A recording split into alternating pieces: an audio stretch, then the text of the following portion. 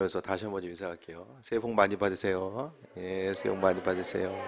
복 많이 받으세요. 주님의 복이 또 삶 속에 임하게 되기 바랍니다. 자, 기도하겠습니다. 하나님 감사합니다. 오늘도 은혜 더해 주시고 또 명절 우리에게 주셔서 나눔과 교제가 있게 하시니 감사합니다. 주께 영광 돌리게 하시고 또 주님 허락하신 은혜 가운데 새해 얻는 귀한 시간으로 삼아 주옵소서. 예수님의 이름으로 기도드립니다. 아멘.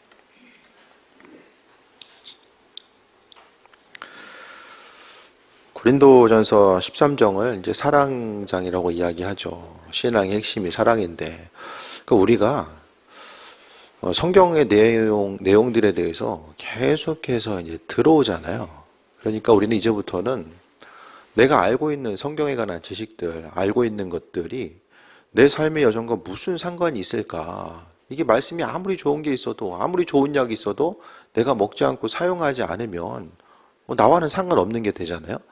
하나님 말씀이 존귀하다라는 사실과 그것이 우리의 삶에 유익이 된다는 것을 알고 있는 것만으로는 아무 유익이 없습니다. 이 말씀의 영역을 내 삶으로 어떻게 가져올 수 있을까를 계속해서 고민하고 또 믿음 생활한다는 것은 어떤 외적인 신앙의 그 행위들을 떠나서 구체적으로 내 삶을 변화시키고 또 내가 변화되다 보면 주변의 사람들이 변화되고 또 그로 인해서 기쁨과 소망함을 누리는 귀한 삶을 또 살아갈 수 있게 되는데, 삶의 순간마다 우리가 그 말씀을 어떻게 삶 속에 적용하고 그 말씀을 통해서 유익을 얻을 수 있을까를 좀 돌아봐야 됩니다. 이 사랑이라는 거, 하나님께서 우리를 사랑하시고 그 사랑함을 또 우리가 실천해야 된다는 사실을 아주 귀에 못이 박히게 들어왔죠. 신앙생활하는 그 순간부터 계속해서 들어왔어요. 그런데 우리가 정말로 그 마음속에 들은 대로, 들은 것에 있어서의 정말 100분의 1, 1000분의 1만큼이라도 삶 속에서의 그 주님의 사랑이 내 심령 가운데 있고 내 안에 있는 주님의 사랑 때문에 주변에 누군가가 더 기쁨과 유익이 되는 귀한 삶을 살고 있는가, 이런 부분들에 대해서 좀 점검하고 돌아봐야 됩니다. 오늘 말씀 가운데서도 보게 되면 이제 여러 가지 다양한 은사로 인해서 혼란 가운데 있었던 고린도 교회를 향해서 은사 다 중요한데 가장 중요한 건 사랑이야. 사랑 없으면은 행동하고 움직이고 반응하는 것들이 전부 다가 아무것도 아니다라고 이야기합니다. 그러니까 이 땅에서 수많은 것들, 여러 가지 것이 있다고 할지라도 방언이나 천사나 또 뭐 여러 가지 것들이 있다고 할지라도 사랑이 없으면은 그냥 우리는 울리는 꽹가리, 또 소리나는 구리, 아무것도 아니라는 거예요. 또 심지어는 2절에 보니까 예언하는 능력이 있어서 모든 비밀과 모든 지식을 알고 또 산을 옮길 만한 믿음, 산을 옮길 만한 믿음을 또 주님께서 강조하셨잖아요. 그 온전한 믿음이 있을지라도 사랑이 없으면 아무것도 아니다라고 합니다. 그래서 결국 우리가 이 땅에서 어떤 삶에 있어서의 중심을 두고 살아가는, 또 세우고 쌓고자 하는 모든 것들도 사랑 없으면 아무것도 아니라고 이야기합니다. 그러니까 올 한 해 계획하는 것들이 예수님의 사랑과 연결성을 갖지 못한다고 한다면 그것은요, 모래 위에 지은 집과 마찬가지인 거예요. 열심히 쌓아 올렸는데 비바람이 몰아쳤을 때 한순간에 사라질 수밖에 없는 그런 안타까운 현장이 될 수밖에 없다라는 거죠. 예언과 심지어는 산을 옮길 만한 믿음이 있어도 사랑이 없으면 아무것도 아니다라고 이야기하는 것을 생각했을 때에 결국 바울 사도로 하여금 그를 움직이게 했던 원동력이 사랑이었던 거예요. 주님의 사랑이 무엇인지를 깨달아 알고 그 사랑함을 입은 자로서 내 안에 있는 주님의 사랑을 세상 가운데 나타내고 또 돌려보내기 위한, 흘려보내기 위한 마음의 중심이 그 심령 가운데 있었음을 이야기합니다. 그래서 우리가 특히 이제 이 명절을 지내다 보면 가까운 사람일수록 참 사이가 어색하고 불편한 경우들이 많이 생기잖아요. 한 집에 또 살면 모르겠지만은 또 집을 떠나서 뭐 형제자매들이 나이가 들면 들수록 다 흩어지고 살다 보면 오히려 상당히 좀 부담스러운 사람들이 먼데 있는 사람이 아니라 좀 가까운 곳에 있는 사람들이 좀 더 부담스럽게 느껴질 때가 있죠. 그 왜 그렇습니까? TV에 나오는 연예인들이 내가 딱 보기에 부담스럽진 않잖아요. 어떤 관계 생각했을 때. 왜냐하면 이해관계가 없으니까. 그런데 어떤 형제 자매 혈연 관계를 엮이고 어떤 지연으로 엮이다 보면은 내 주변에 있는 사람들이 오히려 가장 내 옆에서 지켜줄 수 있는 친감 있는 누군가가 아니라 때로는 조금 불편하고 어색한 사이로 되어지는 경우들이 이제 상당히 많이 있습니다. 정말 시대가 가면 갈수록 사이 좋은 형제자매들 발견하는 것이 정말 힘든 것 같아요. 그래도 어렸을 때는 한 집에 살면서 뭐 치고받고 하더라도 좀 사이좋게 지내는데 성장하면 성장할수록 그다음부터 이제 생각이 많아지고 어떤 이해관계로 얽히다 보면은 그 관계를 온전히 유지하면서 나아가는 것이 정말 힘들어지는 모습들. 그래서 요즘에도 보게 되면 그 연락하는 거는 옛날보다 훨씬 더 쉬워졌잖아요. 뭐 개개마다 이제 전화가 있으니까. 그러고 보면 핸드폰 없을 때는 어떻게 살았나 몰라요. 예? 그때는 삶을 어떻게 살았죠? 참 그렇게 오래된 얘기도 아닌데 핸드폰이 본격적으로 이렇게 보급된 게 아마 90년대 중반이거든요. 그때 95년, 96년도. 그 이전에는 뭐 보급이 잘 안 돼 있었잖아요. 그러니까 연락하기는 훨씬 더 쉬워졌는데 하지만은 연락하기 쉬워졌다고 해서 사람들과 그만큼 더 친밀하게 연락하면서 살진 않잖아요. 연락은 쉬워졌는데 오히려 인간관계는 조금씩 더 좁아지게 되는 이런 조금 좀 아이러니한 세상을 우리가 살게 됩니다. 그러니까 요즘의 시대는요, 어쩔 수 없이 일로서 엮이지 않으면 사람들과의 어떤 조건적인 그런 관계가 아니라 그냥 사람을 자연스럽게 이 관계성 가운데 한 사람과 한 사람 인격 대 인격으로 만나서 관계하고 움직이고 나아가는 것 자체가 이게 서로 힘쓰고 노력하지 않으면은 이제 불가능한 시대가 되었다라는 거예요. 그래서 우리가 삶을 살아감에 있어서 무엇보다도 그 온전한 관계성이라는 게 내가 전할 일이 있기 때문에 어떤 목적이 있기 때문에 또 이해관계가 얽혀 있기 때문에 그게 아니라 우리의 삶의 모습이 그냥 이 성경에서 보면은 사랑하기 위해서는 뭐가 필요하면 사람이 필요해. 성경 말씀대로 살기 위해서는 사람이 필요해요. 무인도에 혼자 있어서는 이 성경 말씀이 사실 의미가 있는 게 별로 없어요. 혼자 살아서는. 성경 말씀 가운데 대부분이 99% 이상이 뭐랑 연결되면 관계랑 연결돼서 관계. 율법의 내용이 잘 보세요. 다 관계예요, 관계성. 그러니까 주변에 누군가가 있어야지 뭐 나누고 베풀고 섬김도 있고 또 서로를 돌아보는 것도 있죠. 혼자 있어서는 그걸 아무것도 할 수가 없다라는 거예요. 그래서 주님께서 말씀하신 이 사랑의 내용도 뒤에 나와 있는 것처럼 4절부터 보면은 사랑에 대해서 이제 항목별로 다 이야기하고 있는데 이 내용들이 혼자 있어서는 뭐 별로 사랑의 모습을 실천할 필요가 없는 것들이 대부분이에요. 그러니까 우리가 관계를 잘 형성하고 만들어 나가야 되는 이유 자체가 뭐냐면은 그 관계를 통해서 하나님의 사랑이 무엇인지를 깨달아 알고 말씀을 배우고 말씀대로 움직이고 반응하는 이 모든 것들, 그러니까 쉽게 말씀드리면 성경 말씀을 온전히 이해하기 위해서 우리에게 필요한 게 뭐냐면은 이 관계성이에요. 이 관계를 떠나서는 우리가 하나님의 사랑과 인도하심과 예비하심 그 말씀이 무슨 뜻인지를 모르고 하나님을 온전히 이해하고 나아갈 수 있는 부분들도 상당히 제한적일 수밖에 없다라는 거예요. 3절에 보면 내가 내게 있는 모든 것을 구제하고 또 내 몸을 불사르게 내줄지라도 사랑 없으면 아무 유익이 없다. 사랑이 있으면은 유익이 있다라는 거죠. 반대로 이야기하면 우리가 서로를 사랑하고 나아가고자 했을 때에 분명한 유익이 있음을 이야기하는데 그런데 구제하고 내 몸을 불사르게 내어주는 것, 내 생명을 다른 사람을 위해서 내어주는 그 모습이 있다라고 할지라도 사랑이 없으면 아무것도 아니다라고 분명하게 우리에게 말씀하고 있습니다. 그러면요, 그러니까 우리가 신앙적으로 행동하는 모든 것들이 중심 가운데 뭐가 있어야 되냐면 하나님의 사랑이 우리의 심령 가운데 끊임없이 그 안에 이제 녹아져 있어야 됨을 말씀하고 있습니다.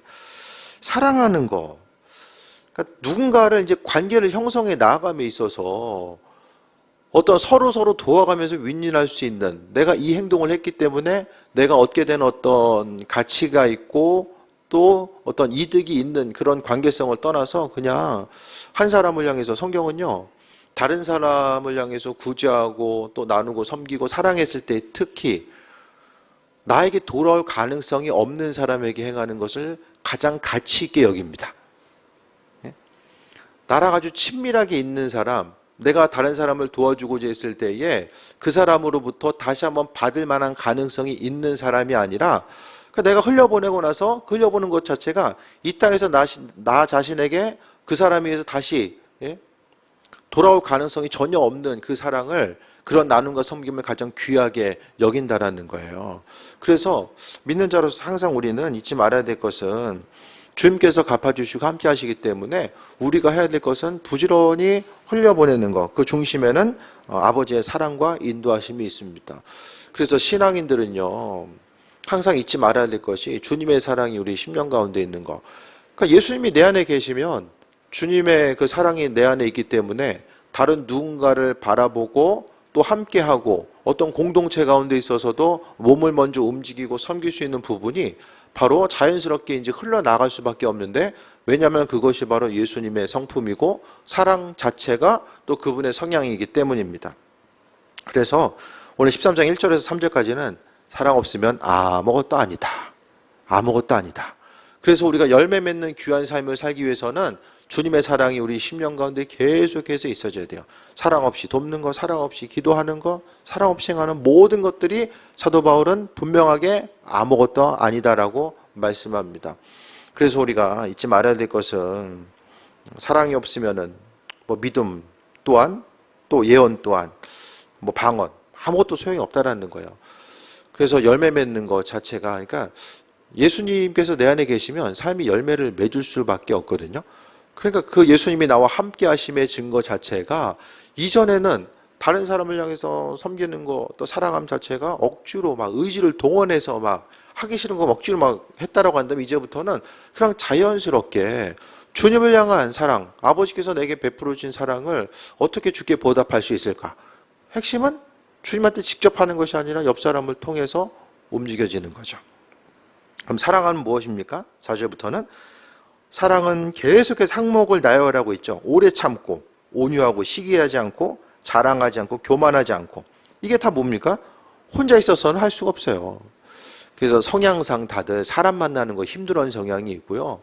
막 부딪혀서 뭘 하는 거 혼자는 잘하는데 같이 어떤 일을 행하는 것 자체를 좀 많이 힘들어하시는 분들이 있어요. 그런데 신앙생활을 온전히 하기 위해서는요, 내 옆 사람이 무엇보다도 중요하다라는 거예요. 나와는 상관없는 사람들, 그 누군가가 있기 때문에 하나님의 은혜와 축복이 내게 옵니다. 그 사람이 없으면은 내가 하나님을 향해서 직접 할 수 있는 게 뭐가 있어요? 주를 향해서 직접 할 수 있는 게 뭐가 있어요? 없어요. 항상 우리가 주께 행하는 것 자체는 무엇입니까? 옆 사람 때문에 행할 수 있는 거예요.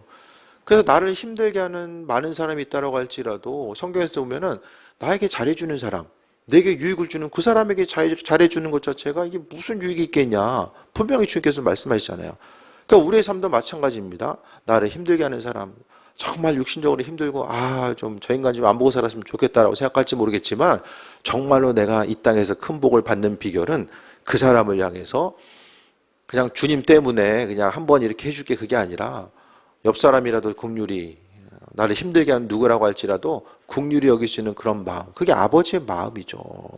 근데 그 일들을 우리가 할 수 없잖아요. 나에게 작은 피해만 익혀도 얼마나 기분 나쁩니까? 작은 거. 대부분의 사람들이 아주 작은 것 때문에 기분 나쁘거든요. 그러니까 작은 것도 품고 수용하는 것을 힘들어하는 우리가 성경에 말하는 이 사랑, 성경에서 말하는 그 대부분의 기준이 무엇입니까? 죽기까지 사랑하고, 죽기까지 충성하고, 힘과 목숨을 다해서 하나님 사랑하는 거. 그 기준 자체는 이제 생명이거든요. 그러니까 나 자신을 사랑하는 우리들이 다른 사람을 향해서 사랑하고, 심지어 그들 향해서 내 소유에 대해서, 내 시간에 대해서 나누고 베풀면서 삶을 살아가는 것 자체, 여러분 어떻습니까? 삶을 살아가면서 다른 누군가를 향해서 헌신하고 나아가는 것, 그 부분에 대해서 어떻게 생각하십니까? 각자 좀 민감한 부분들이 있죠. 민감한 부분들.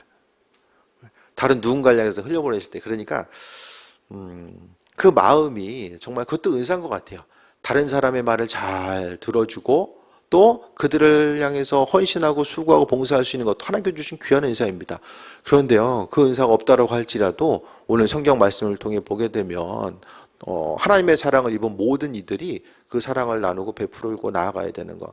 그러니까 성향상 좀 이제 다음에도 한번 말씀드리겠지만은 그 미국의 교수가 이제 책을 썼는데 거기서 보니까 유명한 책이죠. 주는 사람. 주다가 이제 영어로 기부잖아요. 기부해서 이제 주는 사람의 기버. 항상 나누고 섬기는 기버가 있고요. 테이크. 받고자 하는 사람. 테이커가 있대요. 그리고 이제 두 가지를 매칭하는 매처가 있다고 하는데, 그러니까 그 기버는 보게 되면은 다른 사람들 향해서 항상 나중에 좀 구체적으로 말씀드리겠지만은 수고하고 헌신하고 사는 사람들. 테이커는 다른 사람을 만나더라도 저 사람이 내 인생에 어떻게 하면 좀 유익이 될 수 있을까를 생각하면서 만나는 사람이 이제 테이커인 거예요. 그런데 보니까 확률 통계를 보니까 기버 주는 사람이 어떤 그 승진이라든지 고가 점수를 받는 데 있어서는 상당히 불리한 부분이 있었다라는 거예요.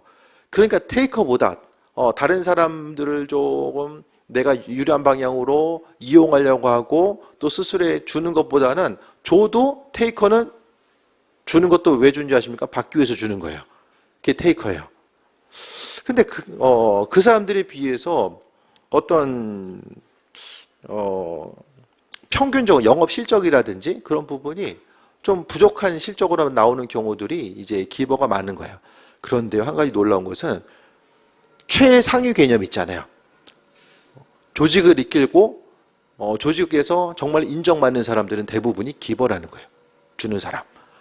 함께 공동체를 통해서 함께하고 함께 성장하고자 하는 그들이 리더의 최중심에 올라가 있고, 테이커들은요 대부분 사람들이 최상위 개념이 아니라 중간 개념에 머무른다는 거예요.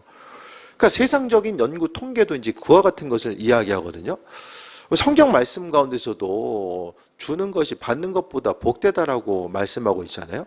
그러니까 우리의 삶의 여정 가운데서 마찬가지입니다. 주는 것 자체가 우리 자신의 삶은요, 그냥 우리가 할 수 있는 부분까지는 줄 수 있는데, 하지만 이 성경 말씀에서 나와 있는 이 사랑함의 모습 자체가 그냥 있는 거 두 개 있으니까 하나 주고 그런 개념이 아니거든요. 두 개 있으면은 두 개 다 주는 개념이에요. 그러니까 말씀 가운데 주님의 말씀 자체는 대부분이 다 우리도 하여금 이게 부담스러운 내용이에요. 그러니까 할만해서 이거 한번 생각해보고 할 수 있으면 해봐, 그게 아니라 우리에게 정말로 이게 뿌리채 이 근간이 흔들릴 수밖에 없는 그런 부담감을 하나님께서 때로는 주실 때가 있거든요. 이 사랑함의 모습도 무엇입니까? 내가 할 수 없는 그것에 대해서 주님께서는 말씀하고 있는 거예요. 하지만은 주님께서 사랑함의 모습 자체는 여기 성경에 나와 있는 4절에 다시 보게 되면 오래 참고 온유하고 시기하지 않고 교만하지 않고, 사랑은 5절에 무례히 행하지 않고 유익을 구하지 않고 성내지 않고 악한 것을 생각하지 아니하며, 6절에 불의를 기뻐하지 아니하고 진리와 함께 기뻐하고. 이거 4절, 5절, 6절 딱 보면 어떤 생각이 드십니까?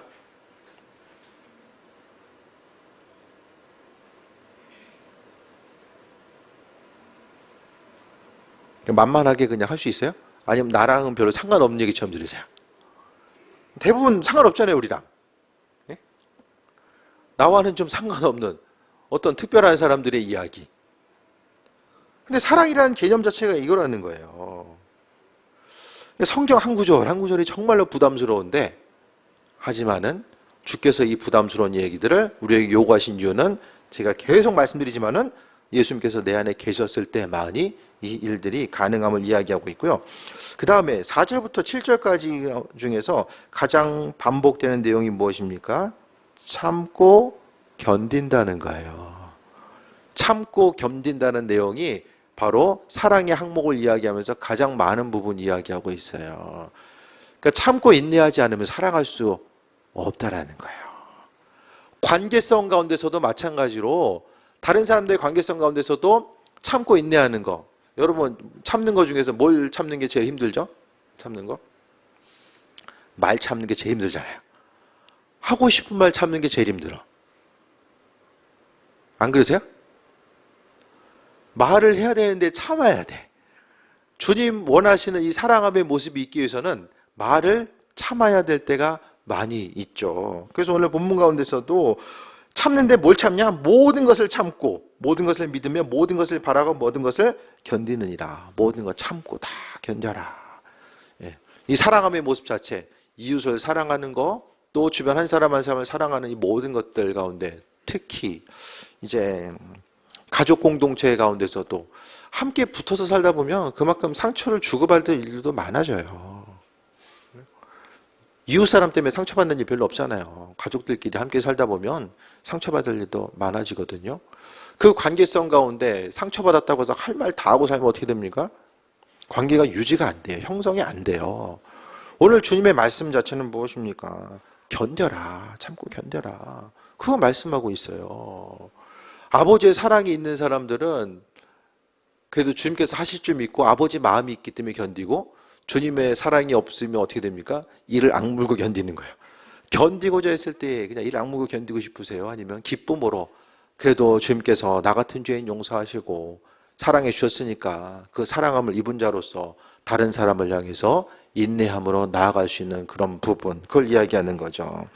그래서 우리가 참는 것 자체를 또 귀하게 성경은 참고 인내하고 사랑함에 대해서 나타나는 것에 대해서 아주 귀하게 여기고 있는 것을 보게 됩니다. 하나님이 정말 귀하게 여기시는 게 뭘까? 주님 뭘 귀하게 여기실까요? 아버지께서 우리에게 올 한 해 하나님이 우리의 어떤 모습 보시고서 가장 기뻐하실까요?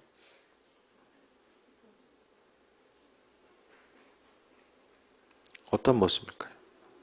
아, 주님은 이런 모습 정말 기뻐하실 거야. 내가 이렇게 움직이고 행동하는 거 가장 기뻐하실 거야. 그게 어떤 것에 있으세요? 어떤 거? 주님 기뻐하시는 일들이 뭘까요? 삶의 여정 가운데 여러 가지가 있겠지만은 그냥 쉬운 것부터, 나를 힘들게 하는 사람이 있다고 할지라도 없는 데서 욕하지 말고 뒷담화만 안 해도 아버지 너무 기뻐하신다. 거기서 막 미치겠어요. 막 입이 근질근질해. 그럼 뛰어나가요. 거기서 그거 하지 말고. 그것만 해도 아버지 얼마나 기뻐하시겠어요. 그리고 나를 힘들게 하는 누군가를 향해서 그냥 주님 허락하신 이 소중한 입을 아버지께서 허락하신 목적에 맞게 섬겨주고 사랑의 말을 통해서 움직이고 행하는 거. 이게 정말 쉽지 않아요. 우리의 본성 자체는요, 물론 인생의 태생 자체가 긍정적인 부분도 있지만은 그렇지 않은 분들도 많이 있거든요. 예? 잘하는 거 막 8가지 있고 못하는 거 2개 있으면 이게 2개만 계속 보이는 사람도 있어요. 저 같은 사람. 예? 근데 그 생각을 가지고서는 하나님 말씀대로 살아갈 수가 없어요.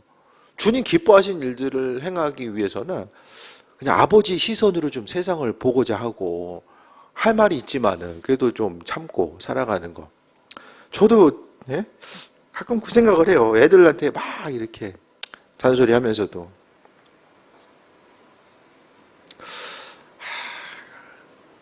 나라면 우리 집 살고 싶을까? 그러면서도 그런 생각 한다니까요. 여러분 어떠세요? 여러분의 자녀들이 나라면 우리 집 살고 싶을까? 한번 좀 돌아봤으면 좋겠어요. 그래서 좀 칭찬의 언어, 세우고 섬길 수 있는 언어. 지금까지 인생을 돌아오면서 한 2분 정도가 그렇게 다른 사람들을 항상 세워주고 섬김의 언어, 말을 통해서. 한 분은 이제 저희 같은 지방에 있었던 목사님이고, 그 한 분, 또 한 분이 이제 이번에 집회 오셨던 송기찬 목사님. 이 2분.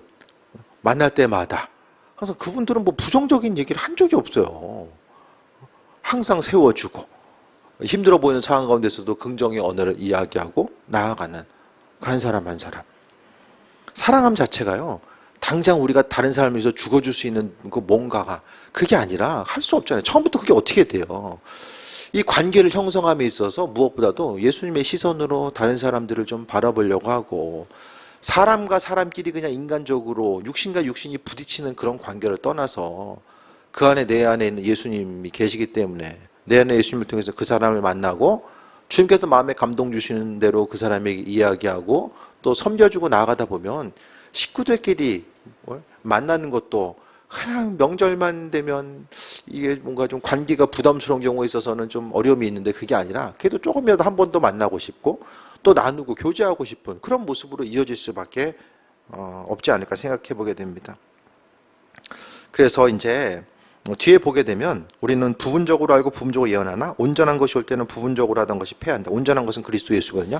주님 만날 때, 주님께서 이 땅에 오시는 우리가 주님 앞에 가든 죽음 이후에 어쨌든 우리가 주님을 만날 때가 오게 되는데, 그때 보면은 우리가 거울로 보는 것 같이 희미하는 그때는 얼굴과 얼굴을 대하는 것에 대해서 보는 거. 그래서 12절에 보면 내가 부분적으로 하나 그때는 주께서 나를 아시는 것 같이 온전히 알리라. 지금 자체는요, 다른 사람 세워주고 또 사랑으로 감싸주는 것 자체가 이게 뭔지를 잘 몰라요. 얼마나 이 가치 있고 존귀한 일인지를 잘 모르거든요. 주님 만나게 되면요, 이웃 한 사람 한 사람을 내가 사랑으로 대했던 것 자체가 하나님 보시기에 얼마나 귀한 일이었는가, 그것이 이제 그때 가서는 이제 비춰지게 된다라는 거예요. 그래서 믿음 생활 잘하는 건요, 주님께서 귀하게 여기시는 것들을 나도 귀하게 여기고요, 주님이 이거 아무것도 아니야, 그건 나도 아무것도 아닌 게 되어야 되는 거예요. 그래서 우리를 향해서 정말로 아버지의 마음, 이웃을 사랑하라고 하는, 형제자매를 사랑하라고 하신 그 마음, 그것이 정말 주님 앞에 섰을 때는 온전하게 다 비춰질 수밖에 없습니다. 사람 용서하는 게 힘들어요.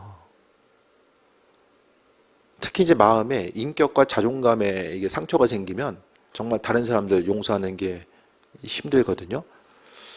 다른 사람들 용서하는 것 자체가 또 하나의 어떤 용서하기 위한 노력과 힘씀과 또 그것에서 또 하나의 또 상처가 될 수밖에 없어요.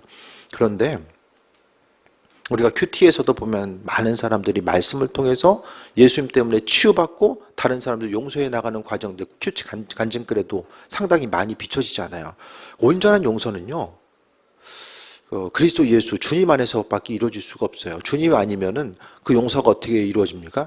내가 그래도 너보다 조금 더 나은 존재니까 그래도 내 한 번 희생해서 너 용서해 줄게, 이게 돼요. 근데 주님의 사랑과 용서는 뭐예요? 주께서 나를 먼저 용서해 주셨기 때문에 내가 죄인된 자로서 정말로 마음 다해서 눈에 보이는 그 한 사람 한 사람을 세워주고 용서해 주는 삶을 살아갈 수 있게 됩니다. 그것이 이제 근본적으로 다른 거예요. 13절 봅니다. 그런즉 믿음과 소망과 사랑, 이 세 가지는 항상 있을 것인데, 성경에서 믿음하고 소망을 얼마나 강조합니까? 믿음 있는 사람들, 예수님께서도 너 믿음 있느냐? 그 믿음을 보시고 얼마나 크나큰 일들을 행하셨어요. 그런데 그 믿음과 소망보다 가장 중요한 것이 사랑이다라고 말씀하고 있습니다. 사랑 없이 행하는 것은 다 외식하는 거예요, 외식. 주님께서는 받지 않으세요. 사람이 사랑 없이도 얼마든지 행동할 수 있거든요. 웃으면서. 내면의 것들은 감추고 웃으면서 다 행동할 수 있어요. 근데 그 심령 가운데 사랑이 없는 것들에 대해서 하나님께서는 결코 받지 않으신다라는 거예요. 이왕 하는 거, 이왕 움직이고 나누고 베푸는 거, 주님 원하시는 사랑. 그러니까 무슨 일 하든지 간에 내 안에 예수님께서 계심을 자각하고 그분께 집중하는 삶을 살게 된다면 그다음부터 이제 열매 맺는 삶을 살아갈 수 있게 되는 거죠. 그래서 사랑함 자체 어떤 크고 거창한 것보다는 내 삶을 통해서 어떻게 움직이고 이 사랑함의 모습을 나타낼 수 있을까, 그런 부분들을 생각해 봐야 됩니다. 삶의 여정 가운데 남기는 삶을 살아가야 되잖아요. 그래서 이 땅을 살아감에 있어서 믿는 사람들이 믿지 않은 사람들과 또 움직이고 부딪히고 살아가야 되고, 세상의 공식과 방식은요, 내가 그래도 어느 정도의 여유가 있고 내가 그래도 살만했을 때에 다른 사람들을 섬기는 것을 그렇게 이제 공식을 많이 가져가잖아요. 근데 믿는 사람들은요, 그 정해진 때는 없어요. 살아 숨쉬는 동안 그리스도 예수 주님께서 나와 함께 하시는 그 삶의 여정 가운데 아버지께서 우리에게 사랑함의 모습을 말씀하신 거고요. 이 땅 가운데 그 10년 가운데 주님의 사랑이 있는 사람이 아니면 아버지의 사랑이 세상 가운데 사람들이 알 수가 없죠. 그리스도 예수 주님의 사랑이 무엇인지를. 그래도 누군가는요, 그 마음에 감동된 사람들, 하나님의 사랑으로 채워진 사람들이요, 그 사랑 때문에 움직이고 반응해야지만이 세상 사람들이 그 사랑이 무엇인지를 깨달아 알고 나아가는 거죠. 우리 한 사람 한 사람이 없으면 성경책 내에 그냥 문자로 존재하는 하나님의 사랑, 그것밖에는 인지할 수가 없다는 거예요. 삶을 살아가면서 우리가 좀 신앙인으로서 성도로 살았으면 좋겠습니다. 저도 좀 생각하는 게 좀, 인생 좀 목회자로 살자.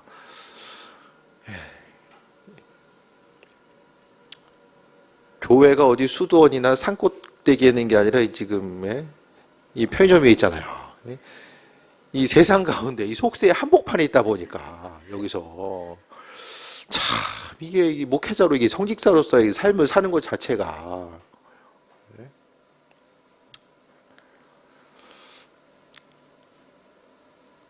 그냥 조금 이렇게 공간이 구별되어 있으면 이렇게 편한데, 주차장에 염화칼슘을 엄청 뿌려놨으면 이걸 왜 이렇게 많이 뿌려놨을까? 이거 생각해야 되고, 이제 가서 또 좀 청소도 좀 해야 되고, 이제 사람들과의 이제 이 관계성 가운데 이렇게 살아가다 보면